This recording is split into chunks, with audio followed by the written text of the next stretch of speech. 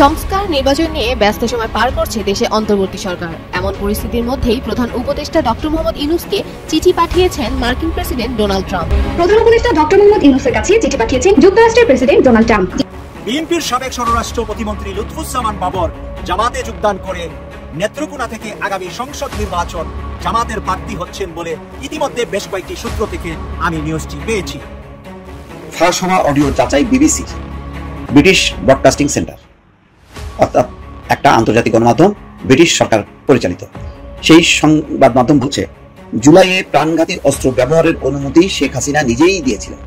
দর্শক, একটা খবর আপনারা ইতিমধ্যে শুনেছেন যে বাংলাদেশের সেনাপ্রধান জেনারেল ওয়াকারুজ্জামানের সঙ্গে তুরস্কের ডিফেন্স ইন্ডাস্ট্রিজের সেক্রেটারি সৌজন্য সাক্ষাৎ হয়েছে। তো তার নাম হচ্ছে প্রফেসর খুল্লা গুরগান। তিনি আজ সেনা সদরে সেনাপ্রধানের সঙ্গে সাক্ষাৎ করেন এবং সাক্ষাৎকালে পারস্পরিক কৌশলগত বিনিময়ের পাশাপাশি দুই দেশের মধ্যে বিদ্যমান প্রতিরক্ষা সহযোগিতা আরও জোরদার করার বিষয়ে আলোচনা করেন। 5 আগস্টের পর বিদেশিদের কাছে কদর বেড়েছে জামায়াতে ইসলামীর। এই প্রশ্ন উঠছে যখন কিনা বিশ্বের বিভিন্ন দেশের কূটনীতিকরা ঘন ঘন দেখা করছেন দলটির নেতৃবৃন্দের সাথে। এখন তাহলে কি জুলাই সনদ ঘোষণাপত্র এটারও ভবিষ্যৎ কি মনে হচ্ছে? এটা ভারতাবাদী। কিসের সনদ? সনদটা কোথায়? আপনি তো জাতিকে জানাবেন না কি সনদে কি থাকবে, সেটা তো জাতি জানতে হবে। সনদটা কি সেটাই তো জানে না মানুষ। সম্মানিত দর্শক, আসসালামু আলাইকুম। নতুন একটি নিউজে আপনাকে স্বাগতম। প্রিয় দর্শক, মাদক বিরোধী অভিযানের নামে টাকা লুট, ডিবি হারুনের ছোট ভাই গ্রেপ্তার, ডক্টর ইউনূসকে ট্রাম্পের চিঠি নিয়ে তোলপাড়, সেনাপ্রধানের নতুন চমক এবং বিএনপি নেতা লুৎফুজ্জামান বাবরের জামায়াতে যোগদানের ঘটনা ও প্রেক্ষাপট নিয়ে করা আমাদের আজকের ভিডিওতে অত্যন্ত গুরুত্বপূর্ণ তথ্য শেয়ার করা হয়েছে। দয়া করে ভিডিওটি শুরু থেকে শেষ পর্যন্ত ধৈর্য সহকারে দেখে একটি লাইক দিয়ে সবাইকে বেশি বেশি করে শেয়ার করে দিবেন। সেই সাথে আমাদের ভিডিওটি আপনি বাংলাদেশের কোন জেলায় বসে দেখছেন বা শুনছেন সেটি অবশ্যই কমেন্ট বক্সে কমেন্ট করে জানিয়ে দিতে ভুলবেন না। চলুন আর কথা না বাড়িয়ে ভিডিওটিতে একটি লাইক দিয়ে ধারাবাহিকভাবে আজকে বিস্তারিত খবরগুলো দেখে আসি। টাঙ্গাইলের ভূঁইয়াপুরে সাবেক কাউন্সিলর সালেহা বেগমের বাড়িতে মাদক বিরোধী অভিযানের নামে প্রায় 8.5 লাখ টাকা লুটের ঘটনা ঘটে। এই ঘটনায় জেলা মাদকদ্রব্য নিয়ন্ত্রণ অধিদপ্তরের 3 কর্মকর্তাকে সাময়িক বরখাস্ত করা হয়েছে। তাদের মধ্যে একজন আলোচিত পুলিশ কর্মকর্তা সাবেক ডিবি প্রধান হারুন রশিদের ছোট ভাই, জেলা মাদকদ্রব্য নিয়ন্ত্রণ অধিদপ্তরের সহকারী উপপরিদর্শক মোহাম্মদ জিয়াউর রহমান। এই ঘটনায় সুষ্ঠু বিচার দাবি করেছে ভুক্তভোগীর পরিবার। টাঙ্গাইল প্রতিনিধি কাজী রিপনের তথ্যচিত্রে দেখুন ডেস্ক রিপোর্ট। গত 18 জুন মাদক নিয়ন্ত্রণ অধিদপ্তর ভুয়াপুরের সাবেক কাউন্সিলর সালেহা বেগমের বাড়িতে অভিযান চালায়। সালেহা বেগমের অভিযোগ, মাদক না পেয়ে গাড়ির তেল খরচ বাবদ 20,000 টাকা দাবি করেন। তাদের 10,000 টাকা দেয়া হয়। কিছুক্ষণ পর পুনরায় ঘরে ঢুকে নাটকীয়ভাবে 10 বোতল ফেনসিডিল উদ্ধার করা হয়। এক পর্যায়ে তারা সালেহা বেগম এবং তার ছেলের ঘর থেকে আলমারি খুলে নগদ প্রায় 8.5 লাখ টাকা নিয়ে যায়। তাদেরকে ভয়ভীতিও দেখানো হয়। ওনারা যে আমার লাঠি নিয়ে টর্চারিং করতেছে, থানায় তুলে নিয়ে যাবো, 10-12টা মামলা দিব, তারপরে টাকা না দিলে বাইরে যাবো, শেষরায় নিয়ে যাব। এ বিষয়ে 7 জুলাই থানায় অভিযোগ করেন সালেহা বেগম। আমি আপনাদের কাছে আমার বিচারও চাই, আমার টাকাও আমি ফেরত চাই। এরপর সোমবার রাতে বরখাস্ত করা হয় মাদকদ্রব্য নিয়ন্ত্রণ অধিদপ্তরের 3 কর্মকর্তাকে। তাদের মধ্যে ঢাকা মহানগর ডিবি পুলিশের আলোচিত প্রধান হারুন রশিদের ছোট ভাই জিয়াউর রহমান রয়েছেন। জেলা মাদক নিয়ন্ত্রণ অধিদপ্তরের প্রসিকিউটর জানান, দোষী প্রমাণিত হলে ব্যবস্থা নেওয়া হবে। টাকা আত্মসাতের যে বিষয়টা, এই বিষয়টা আমাদের জানাজানি হলে আমাদের উপরিমহল থেকে তদন্তের নির্দেশ দেয় এবং এই তদন্তটা আমাদের চলমান এবং আজকের মধ্যে এই রিপোর্টটা দেওয়ার কথা। স্থানীয় প্রশাসন বলছে, অভিযানের বিষয়ে তারা কিছুই জানতেন না। তদন্ত কমিটি গঠন করে সেই কমিটি আমাদেরকে প্রতিবেদন দেওয়ার পরে দেন না এটা সত্য বা মিথ্যা সম্পর্কে আমরা আপনাদেরকে একটা ক্লিয়ার প্রতিবেদন দিতে পারি। ফাঁস হওয়া অডিও যাচাই বিবিসির, ব্রিটিশ ব্রডকাস্টিং সেন্টার, অর্থাৎ একটা আন্তর্জাতিক গণমাধ্যম, ব্রিটিশ সরকার পরিচালিত। সেই সংবাদ মাধ্যম বলছে, জুলাইয়ে প্রাণঘাতী অস্ত্র ব্যবহারের অনুমতি শেখ হাসিনা নিজেই দিয়েছিলেন। যেই অডিওটা ফাঁস হয়েছে তারা পরীক্ষা করেছে একেবারে নিরপেক্ষভাবে, বৈজ্ঞানিক ভিত্তিতে। একজনের কণ্ঠস্বর পরীক্ষার জন্য যা যা করা দরকার সব কিছু করার পর তারা দেখছে যে এই কণ্ঠস্বরটা শেখ হাসিনার। তিনি নিজেই পুলিশকে 18 জুলাই নির্দেশ দিচ্ছেন প্রাণঘাতী অস্ত্র চালানো, অর্থাৎ যাকেই সামনে পাবা তাকেই মারো, বিদ্রোহ বা এই যে আন্দোলন সেটা দমন করো। যার কারণে দেখবেন যে 16, 17, 18 তারিখের পর থেকে ব্যাপকভাবে হতাহতের সংখ্যা বেড়ে গেছে। ওই নির্দেশ পাওয়ার পর পুলিশ বেপরোয়াভাবে গুলি চালায়। এখন বলেন, শেখ হাসিনা এই বিচার থেকে রেহাই পাবে? তিনি যে নির্দেশদাতা, এবং সবই জানেন আপনারা যে বাংলাদেশের গত 15 বছরে তিনি নিজেই বলতেন যে তাকে যখন বলা হতো যে আপনার নির্দেশ ছাড়া কিছুই চলে না, কোনো মিনিস্ট্রি কাজ করে না, কোনো দপ্তর কাজ করে না, উনি কিন্তু এটাকে খুব রাগ হননি। এটা শুনে সে বলছে, হ্যাঁ আমার নির্দেশ ছাড়া কিছুই চলে না, এটাকে তিনি খুব প্রাউড মনে করছেন। তো এই ক্ষেত্রে তাই হয়েছে। কার এমন বুকের পাটা, কোন আইজিপি বা কোন মন্ত্রীর আছে যে এইরকম প্রাণঘাতী অস্ত্র, যেই প্রাণঘাতী অস্ত্র এখন বলা হচ্ছে যে পুলিশ ব্যবহার করতে পারবে না। সেই অস্ত্র আনা হয়েছে, যে অস্ত্র যুদ্ধে ব্যবহার হয়, সেই অস্ত্র বাংলাদেশের মানুষের উপর আন্দোলন দমন করার জন্য শেখ হাসিনা নিজে অনুমতি দিচ্ছে। আপনি এটা কিভাবে এটার ব্যাখ্যা দেবেন? পারবেন না। আজকে দর্শক সেই ঘটনাই ঘটলো। বাংলাদেশের তৎকালীন প্রধানমন্ত্রী শেখ হাসিনার কথোপকথনের একটি ফাঁস হওয়া অডিও রেকর্ড থেকে জানা যায় গত বছরের জুলাইয়ে শিক্ষার্থীদের নেতৃত্বাধীন বিক্ষোভে প্রাণঘাতী শক্তি প্রয়োগের অনুমতি তিনি নিজেই দিয়েছিলেন। বিবিসি এর যাচাই করা ওই রেকর্ডিং অনুসারে শেখ হাসিনা তার নিরাপত্তা বাহিনীগুলোকে বিক্ষোভকারীদের বিরুদ্ধে প্রাণঘাতী অস্ত্র ব্যবহার করার অনুমতি দিয়েছেন এবং তারা যেখানেই তাদের পাবেন গুলি করবেন, যেখানেই তাদের পাবেন সেখানেই তাদের অর্থাৎ আন্দোলনকারীদের গুলি করবেন। অজ্ঞাত পরিচয়ে একজন ঊর্ধ্বতন সরকারি কর্মকর্তার সঙ্গে শেখ হাসিনার কথোপকথনের ফাঁস হওয়া অডিওটি এখন পর্যন্ত সবচেয়ে গুরুত্বপূর্ণ প্রমাণ যে তিনি সরকার বিরোধী বিক্ষোভকারীদের গুলি করার জন্য সরাসরি অনুমতি দিয়েছেন। অস্বীকার করতে পারবেন শেখ হাসিনা? ফাঁস হওয়া অডিওটি সম্পর্কে জানেন এমন একটি সূত্র বিবিসিকে জানিয়েছে গত 18 জুলাই নিজের সরকারি বাসভবন গণভবন থেকে শেখ হাসিনা ওই টেলিফোন করেন। দর্শক দেখেন, এটা বিবিসি, এটা যদি বাংলাদেশের কোনো গণমাধ্যম করতো তাহলে বলা হতো যে সরকারি চাপে ভয় বা উদ্দেশ্যমূলকভাবে শেখ হাসিনাকে মানে অপদস্থ করার জন্য, অপমানিত করার জন্য বা দোষী সাব্যস্ত করার জন্য এটা করা হয়েছে। বিবিসি কি বাংলাদেশের কারো কথা শোনে পোষে? বিবিসি তো ব্রিটিশ সরকারকেও মানে তারা স্বাধীনভাবে করে মানে না, যে কারণে বিবিসির সাথে প্রায় কিন্তু যুক্তরাজ্য সরকারের সংঘাত লেগে যায়, কিন্তু বিবিসি তার সম্পাদিত নীতিতে অটল। চলতি বছরের মার্চের শুরুতে ফোনালাপের অডিওটি কে ফাঁস করেছে তাই স্পষ্ট নয়। বিক্ষোভের পর থেকে শেখ হাসিনার কলের অসংখ্য ক্লিপ অনলাইনে প্রকাশিত হয়েছে, যার অনেকগুলোই যাচাই করা হয়নি। গত 18 জুলাইয়ের ফাঁস হওয়া রেকর্ডিংয়ের কণ্ঠস্বরের মিল শনাক্ত করেছে বাংলাদেশ পুলিশের অপরাধ তদন্ত বিভাগ। বিবিসি আলাদাভাবে এয়ারশটের অডিও ফরেন্সিক বিশেষজ্ঞদের দিয়ে এই রেকর্ডিং এর সত্যতা যাচাই করেছে। তারা আলাদাভাবে নিজস্ব পদ্ধতিতে তারা যাচাই করছে। তারা আন্তর্জাতিক সংবাদ মাধ্যম তারা এই ধরনের অসংখ্য জিনিস পায়, ছবি পায়, অডিও পায়, সেগুলো তারা যাচাই করে দেখে যে এটা সঠিক কিনা। তারা এটিতে এডিট করার কোনো প্রমাণ, পরিবর্তন করার কিছু পায়নি, মানে শেখ হাসিনা কণ্ঠস্বর এডিট করার কোনো প্রমাণ পায়নি। অডিওটি কৃত্রিমভাবে তৈরি করা হয়েছে এমন সম্ভাবনাও খুব কম বলে তারা জানিয়েছেন।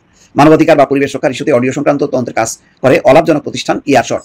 তারা বলেছে ফাঁস হওয়া রেকর্ডটি সম্ভবত এমন একটি ঘরে ধারণ করা হয়েছে যেখানে ফোন কলটি স্পিকারে বাঁধানো হয়েছে, স্পিকারে দিয়ে উনি কথা বলেছেন, কারণ এতে স্বতন্ত্র টেলিফোনিক ফ্রিকোয়েন্সি বা ব্যাকগ্রাউন্ডে কিছু শব্দ ছিল। এয়ারশটের বিশেষজ্ঞরা রেকর্ডিং জুড়ে ইলেকট্রনিক নেটওয়ার্ক ফ্রিকোয়েন্সি বা ইএনএফ শনাক্ত করেছে, যে ফ্রিকোয়েন্সি অন্য একটি ডিভাইস থেকে অডিও রেকর্ডিং এর ক্ষেত্রে প্রায়ই উপস্থিত থাকে। এটি এমন এক সূচক যার মানে হলো অডিওতে হেরফের করা হয়নি। এই রিপোর্টটা পাওয়ার পর আমি দেখব যে এই যে শেখ হাসিনার সমর্থক কিছু মানে বুদ্ধিজীবী সুশীল তারা মানে নতুন নতুন ইউটিউব চালু করছে না, ফেসবুক পেজ চালু করছে না, দেখি তারা এখন কি বলে এটা সম্পর্কে। এয়ারশটের বিশেষজ্ঞরা শেখ হাসিনার বক্তব্যে ছন্দ, স্বর এবং শ্বাসের শব্দ বিশ্লেষণ করেছেন এবং ধারাবাহিক নয়েজের স্তরও শনাক্ত করেছেন। অডিওতে কৃত্রিম কোনো পরিবর্তন আনার প্রমাণ তারা খুঁজে পাননি। ব্রিটিশ আন্তর্জাতিক মানবাধিকার আইনজীবী টবি ক্যাডম্যান বিবিসিকে বলেছেন রেকর্ডিংগুলো তার ভূমিকা প্রমাণের জন্য অত্যন্ত গুরুত্বপূর্ণ, অর্থাৎ জুলাই আগস্টের যে গণহত্যা, সেই গণহত্যায় তার যে সক্রিয় ভূমিকা ছিল এই প্রমাণই যথেষ্ট। বিচার থেকে নিষ্কৃতি পাওয়ার কোনো কারণ নেই, সেটা বাংলাদেশে হোক, আন্তর্জাতিক অপরাধ ট্রাইব্যুনাল অথবা বিদেশে হোক। এগুলো স্পষ্ট এবং সঠিকভাবে প্রমাণিত হয়েছে এবং অন্যান্য প্রমাণ দ্বারা সমর্থিত। টবি ক্যাডম্যান বাংলাদেশের আন্তর্জাতিক অপরাধ ট্রাইব্যুনালের পরামর্শক হিসেবে কাজ করছেন, যেখানে শেখ হাসিনা সহ অন্যদের বিরুদ্ধে মামলা চলছে। আওয়ামী লীগের একজন মুখপাত্র বলেছেন বিবিসির উল্লেখ করা টেপ রেকর্ডিংটি সত্য কিনা তা তারা নিশ্চিত হতে পারছেন না এবং এই টেপটিতে কোনো বেআইনি উদ্দেশ্য বা অসামঞ্জস্যপূর্ণ প্রতিক্রিয়া দিতে দেখা যায়নি। আন্তর্জাতিক অপরাধ ট্রাইব্যুনাল 203 জনকে অভিযুক্ত করেছেন, যার মধ্যে 73 জন গ্রেপ্তার রয়েছেন। আন্দোলনে পুলিশের ভূমিকা নিয়েও বাংলাদেশের আদালতে বিচার চলছে। দর্শক, কিভাবে শেখ হাসিনার পক্ষে ওকালতি করবেন? শেখ হাসিনা এসব কিছুই জানেন না, ওই পুলিশের ভিতরে জঙ্গিরা ঢুকে এই সমস্ত ঘটনা ঘটাইছে, পারবেন এগুলি? এখন যিনি নির্দেশ দিচ্ছেন আর তো কিছু লাগে না, তার নির্দেশ অনুযায়ী পুলিশ কাজ করবে, র্যাব কাজ করবে, বিজিবি কাজ করবে, এটা তো স্বাভাবিক। সেটাই হয়েছে। ভারত বিরোধিতা করার কারণেই কাল হয়েছেন লুৎফুজ্জামান বাবর, আর সেই কারণেই তাকে 17 বছর কারাগারে থাকতে হয়েছে। শুধুমাত্র ভারত বিরোধিতাই তার রক্তে মাংসে মাখা। এই মানুষটা 17 বছর কারাগারে ছিলেন বিএনপির সময়ে 10টা অস্ত্র মামলার আসামি হয়ে। মৃত্যুর ধারে কাছ থেকে উনি ফেরত এসেছেন। উনি নিজেই জেল থেকে বের হয়ে সর্বপ্রথমে পরিবার পরিজন নিয়ে মহান রবের শুকরিয়া আদায় করতে কাবায় চলে গিয়েছিলেন। এরপর থেকে আসার পরে দেখা যাচ্ছে যে উনাকে বিএনপির কোনো ভালো কোনো অনুষ্ঠানে কোথাও তাকে জায়গা দিচ্ছে না, কোথাও তাকে কোনো স্পেস দিচ্ছে না। শোনা যাচ্ছে যে ভারত থেকে নিষেধ আছে লুৎফুজ্জামান বাবর যেন বিএনপির কোনো কেন্দ্রীয় লেভেলের কোনো বড় অনুষ্ঠানে যোগদান করতে না পারে। এখানে ভারতের মনোনীত যারা আছেন, সালাউদ্দিন আহমেদ এর মধ্যে টপ ম্যান, ভারতের পছন্দের কৌটাই সালাউদ্দিন আহমেদ, রুমিন ফারহানা, মির্জা আব্বাস, মির্জা ফখরুল ইসলাম আলমগীর, ওরা যেন সবসময় টাইম লাইনে থাকে এবং ওরা যেন জনাব লুৎফুজ্জামান বাবরকে কোনো স্পেস না দেয়। সেই নোটেই এখন বিএনপি চলছে, আর সেই চলার কারণেই লুৎফুজ্জামান বাবর জামাতে যোগদান করে উনি জামাত থেকে আগামী নির্বাচন করার জন্য সিদ্ধান্ত নিয়েছেন বলে ইতিমধ্যে কয়েকটি নিউজ পেয়েছি, পাশাপাশি কয়েকটি সিমটমও আমরা দেখতে পেয়েছি। একটি সিমটম হলো যে গত 2 দিন আগে একটি নামাজের জানাজা অনুষ্ঠানে অংশগ্রহণ করেছেন জামাতের আমির ডাক্তার শফিকুর রহমান। ওখানে দেখা হয়েছে জনাব লুৎফুজ্জামান বাবরের সাথে, এবং বাবরকে দেখার পরে যেভাবে দুইজন একে অপরের দিকে হেঁটে এগিয়ে গিয়েছেন, যেভাবে একে অপরকে আলিঙ্গন করেছেন, আমরা যেরকম একজন হারানো ভাইকে ফেরত পেলে যেরকম আলিঙ্গন করি, বা কোনো একটি বড় মাপের দুর্ঘটনা থেকে কেউ বেঁচে আসলে, কারাগার থেকে আসলে যেরকমটা লুৎফুজ্জামান বাবর তার মৃত্যুর ধারে প্রান্ত থেকে ফিরত এসেছেন, মহান রব তার হায়াত রেখেছেন, তাই তিনি ফিরত এসেছেন। এবং এই আলিঙ্গনটা হয়তোবা তাদের প্রথমবারও হতে পারে, কিন্তু আমরা যতটুকু জানতে পেরেছি যে উনি জামাতের সাথে আভ্যন্তরীণভাবে সর্বোচ্চ ওনার ত্যাগ কোরবানি জামাতের জন্য করতে প্রস্তুত বলে জানিয়েছেন।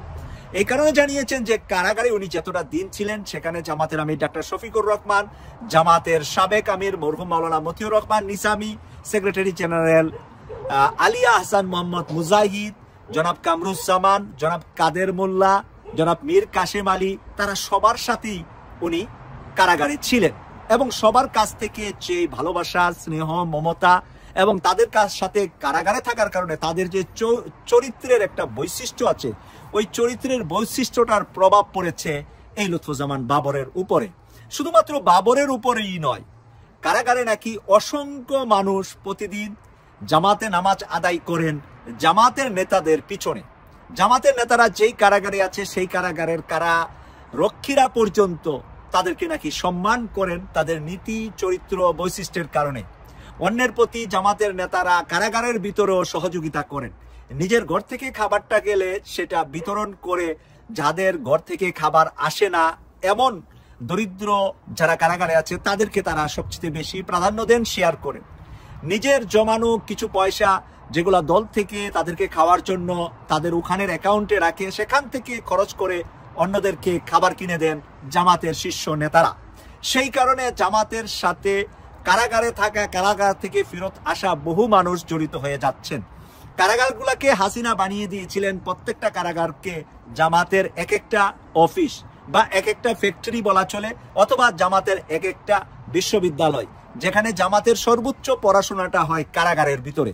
কারণ মানুষগুলা বেকার থাকেন, প্রচুর সময় থাকে, ওনারা নিজেরা পড়াশোনা করেন, আবার নিজেরা গ্রুপ বেঁধে, দল বেঁধে মসজিদে নামাজের পরে অথবা বিকালবেলা মাঠে বসে তারা কোরআন এবং হাদিসের আলোচনা করেন, ইসলামিক বইয়ের আলোচনা করেন, ইসলামিক গবেষণাদের আলোচনা করেন। এই আলোচনাগুলা চোর, ডাকাত, ছিনতাই, বিভিন্ন অপরাধের মানুষরা তাদের কাছ থেকে শোনার পর নিজের জীবনই পরিবর্তন করে ফেলেন। এরপরে তারা বের হয়ে এসে তারা এত সুন্দর জীবনযাপন করেন যে তাদের পরিবারই বদলিয়ে ফেলেন তারা। তো সেই কারণে জামাতের সাথে সবচাইতে বেশি সময় কাটিয়েছেন লুৎফুজ্জামান বাবর। তিনি ছিলেন 17 বছর কারাগারে। বিএনপি, জামাত আর কোন রাজনৈতিক দলের নেতারা 17 বছর কারাগারে ছিলেন না, এই লুৎফুজ্জামান বাবরই 17 বছর কারাগারে ছিলেন। তো প্রিয় দর্শক, সেই লম্বা সময়ে উনি কারাগার থেকেই জামাতের সাথে ঘনিষ্ঠ হয়ে এসেছেন এবং কারাগার থেকে আসার পরে উনার জীবনের পরিবর্তন করে ফেলেছেন। উনি এক সময় খুব বিলাসী, খুব জীবনযাপনটা অত্যাধুনিক করতেন উনি যখন স্বরাষ্ট্র প্রতিমন্ত্রী ছিলেন। কিন্তু কারাগারে যাওয়ার পরে একটি শার্ট পরে উনি বারবার দেখা গিয়েছে, আমরা আদালতে উনি আসছেন, একটি শার্ট আয়রন করা নাই ওনার গায়ে, বারবার আমরা দেখতে পেয়েছি।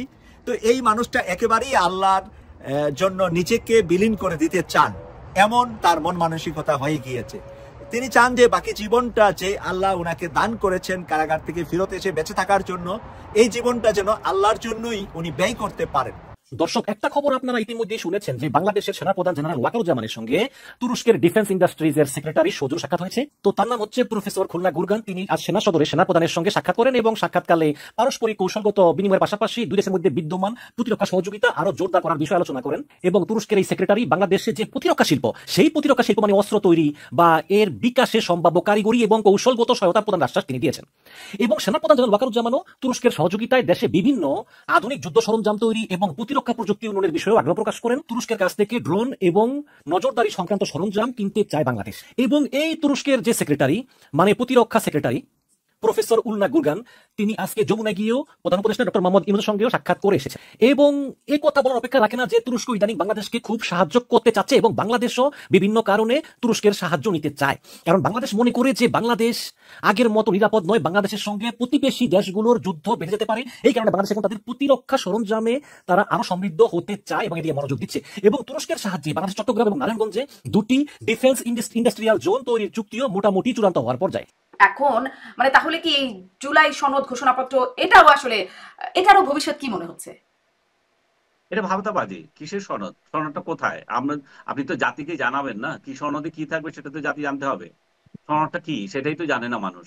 এনসিপি তো একটা ফর্ম জানিয়েছিল যখন ঘোষণাপত্র মানে ডিসেম্বরের শেষে করার কথা ছিল। তারা কি প্রেস কনফারেন্স করে বলেছিল যে তাদের এই সনদ, তারা সেটা প্রকাশ করুক, তাহলে আমরা বলতে পারি, সেটা নিয়ে কথা বলতে পারি।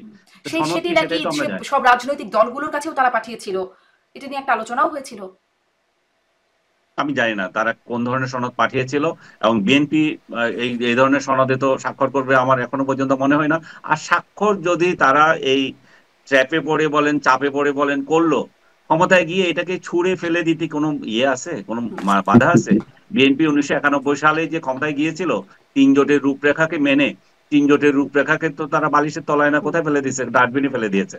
এই ধরনের সনদের কোন মানে আছে? সনদ থাকবে না যে বলে যে চুক্তি করে রাজনৈতিক দলগুলো একসঙ্গে যুক্ত হয়ে জুলাইকে আপহোল্ড করে আসলে সবটা হচ্ছে যে জুলাইকে ইনডেমনিটি দেওয়া। জুলাই আন্দোলনে যারা ছিল, ডক্টর ইউনূস, আদার্স, এদেরকে ইনডেমনিটি দেওয়া যদি হয় যে জুলাই সনদ, তো সেই ইনডেমনিটিও তো থাকবে না, কারণ সনদটা কি এখনো ক্লিয়ার না মানুষ। আর ক্লিয়ার হইলো ক্ষমতায় গেলে ছুঁড়ে ফেলে দেবে না তার নিশ্চয়তা কি? কিন্তু আমি একটা বক্তব্য দেখছিলাম এই বছরের 19 এপ্রিল, ফরহাদ মজহার, যিনি সম্প্রতি আবার আলোচনা হয়েছে যে পাকিস্তান তো বাংলাদেশেও যুক্তরাষ্ট্র রেজিম চেঞ্জ অপারেশন করেছে, জেফরি স্যাক্সের এমন বক্তব্য ফেলে দেওয়া যায় না, এমন একটি বক্তব্যে মানে তাকে নিয়ে খুব কথা হচ্ছে। তিনি 19 এপ্রিল বলেছেন যে ডক্টর ইউনূসকে উদ্দেশ্য করে বলেছেন, আপনি ছাত্রদের জুলাই ঘোষণা দিতে দেননি, এটা অন্যায় হয়েছে, ছাত্ররা আজকে বড় ধরনের ঝুঁকিতে পড়ে গেছে, এই ঝুঁকির দায় কে নেবে? কারণ বিএনপি বলেন, আওয়ামী লীগ বলেন, সব একই জিনিস, এরা তো এই তরুণদের বাঁচতে দেবে না। মানে তিনি এটি বলছেন, এই তরুণদের বাঁচতে দেবে না, আন্দোলনকারী তরুণদের বিএনপি বা আওয়ামী লীগ সবই একই, এটি ফরহাদ মজহারের বক্তব্য। ফরহাদ মজহারের বক্তব্য তো আমি এখানে অমূলক মনে করি না, এর বাঁচতে দেবে না তো। কারণ যেটাকে আপনি অভ্যুত্থান বলছেন, সেটা কি ধরনের অভ্যুত্থান ফরহাদ মজহার নিজেই বলতেছেন। ফরহাদ মজহার নিজে বলতেছে এটা হচ্ছে যে আমেরিকানদের প্রতিস্থাপিত সরকার পরিবর্তন। তো তাহলে সেই হিংসাগুলো তো যাচ্ছে না। আপনি অভ্যুত্থানের নামে অন্য রাজনৈতিক দলগুলোকে নিঃশেষ করছেন, তাদেরকে ঘরে থাকতে দিচ্ছেন না, মুক্তিযুদ্ধের উপরে হামলা করছেন। তো এগুলো তো অমীমাংসিত থেকে যাচ্ছে সবকিছু। আপনি যদি আজকে যদি আওয়ামী লীগ বা আদার্স এই যে শক্তিগুলো যারা ছিল তারা সহ আসে, তারাও নাকে খত দিয়ে যদি মানতো যে আমরা সবাই একই একটা জিনিস মানতেছি, তাহলে সেটা একটা সনদ হইতো। এটা তো একতরফা সনদ হবে, যে একতরফা কি সেখানেও যারা আছে এখন, যে আওয়ামী এবং আওয়ামী সহযোগী যারা ছিল, তাদের বাইরে আপনারা যারা আছেন তারাও একমত না। তো এই ধরনের সনদের ভবিষ্যৎ কতটুকু হবে বলেন? এবং এই যে ছেলেগুলো যারা আন্দোলন করলো, এটা তো অস্বীকার করার কোনো উপায় নাই যে জুলাইতে যে আন্দোলন হলো সেখানে যারা অংশ নিয়েছিল, শেখ হাসিনা, কিছু শেখ পরিবারের কিছু ইয়েরা, কি বলবো, গোলাম টাইপ লোকজন, আর আওয়ামী লীগের কিছু সুবিধাবাদী ছাড়া অলমোস্ট সবাই মধ্য জুলাই থেকে চেয়েছে যে ঠিক আছে শেখ হাসিনা সরকারের পরিবর্তন চাই। কিন্তু পরিবর্তন চেয়ে আসলে পরবর্তীটা কি, এই লক্ষ্য তো ঠিক হয় নাই। এটা তো রাতারাতি হয়ে গেছে। এবং যে বলা হয় যে ডক্টর ইউনূস বলেন যে এটা একটা মেটিকুলাস, তারপরে কি মাস্টার মাইন্ড, এগুলো তো কিছু আসলে এগুলো উনি আবিষ্কার করেছেন। বাস্তবতাটা হচ্ছে যে ওই যে আবু সাইদের মৃত্যুর পর এটা হঠাৎ টার্ন এলো এক দফা, এবং এক দফার ভিত্তিতে সেটা হয়ে গেল। এখানে কোনো বিপ্লব ছিল না, এখানে কোনো অভ্যুত্থান ছিল না। এদিকে মোদি হাসিনা দক্ষিণ এশিয়ার অশান্তির জোট, মন্তব্য হাসনাত আব্দুল্লাহর। বাংলাদেশ আওয়ামী লীগের রাজনীতির সময় ফুরিয়েছে এমন মন্তব্য করে জাতীয় নাগরিক পার্টি এনসিপির মুখ্য সমন্বয়ক হাসনাত আব্দুল্লাহ বলেন, শেখ হাসিনা নিজেই একজন সন্ত্রাসী, আর ছাত্রলীগ রাষ্ট্রীয় সন্ত্রাসের প্রধান বাহিনী। বুধবার রাতে ঝিনাইদহ শহরের পায়রা চত্বরে জুলাই গণঅভ্যুত্থানে বর্ষপূর্তি ও দেশ গড়ার নতুন প্রত্যয় উপলক্ষে এনসিপি আয়োজিত পদযাত্রা পরবর্তী জনসভায় তিনি এসব বক্তব্য দেন। দেন। সমাবেশে তিনি আরো বলেন, মধ্য এশিয়ার কসাই গুজরাটের নরেন্দ্র মোদী আর বাংলাদেশের শেখ হাসিনা দক্ষিণ এশিয়ার অশান্তির জোটে পরিণত হয়েছে। মোদী হাসিনাকে ব্যবহার করে বাংলাদেশে অস্থিতিশীলতা সৃষ্টি করছে। ভারতে বসে শেখ হাসিনা জুলাই বিপ্লবীদের হত্যা করার ষড়যন্ত্র করছে। এদেশে তার প্রেতাত্মারা এখনো সক্রিয়, কিন্তু জনতার রায়ে তারা চিরতরে বিদায় নিয়েছে। আগে বিচার সংস্কার, পরে নির্বাচন। হাসনাত আব্দুল্লাহ বলেন, এই দেশে আর সাধারণ নির্বাচন হবে না, আগে হবে অপরাধীদের বিচার, রাষ্ট্রের কাঠামোগত সংস্কার, তারপর জনগণের নির্বাচনী অধিকার নিশ্চিত করা হবে। তিনি হুঁশিয়ারি দেন, বিচার ও সংস্কারের আগে কোনো নির্বাচন করতে দেওয়া হবে না। সাংবাদিকদের সম্মানহীন অবস্থার অভিযোগ। দেশের সাংবাদিকদের প্রতি অবমূল্যায়ের প্রসঙ্গ তুলে তিনি বলেন, সাংবাদিকদের হাতে বোমা ধরিয়ে দিয়ে বলা হয় যাও এলাকার লোকজনের কাছে অপমান খাও, অথচ তারা তাদের সম্মান ও ন্যায্য পারিশ্রমিক থেকে বঞ্চিত। এক্ষেত্রে সাংবাদিকদের এগিয়ে আসার জন্য আহ্বান জানান তিনি। সীমান্তে হত্যা, বিএসএফ কে খুনি বাহিনী। নাহিদ ইসলাম বলেন, ঝিনাইদহ ও চুয়াডাঙ্গা সীমান্তে বিএসএফ পাখির মতো নিরীহ বাংলাদেশিদের হত্যা করছে। তারা এমন নির্মম খুনি বাহিনী হিসেবে মানবতা বিরোধী অপরাধে লিপ্ত। নতুন সংবিধান ও জুলাই সনদের বাস্তবায়নের আহ্বান। নাহিদ বলেন, আমরা ঘরে ফিরব সংবিধান সংস্কার, হাসিনা ও আওয়ামী লীগের বিচার এবং জুলাই সনদের বাস্তবায়নের মধ্য দিয়েই।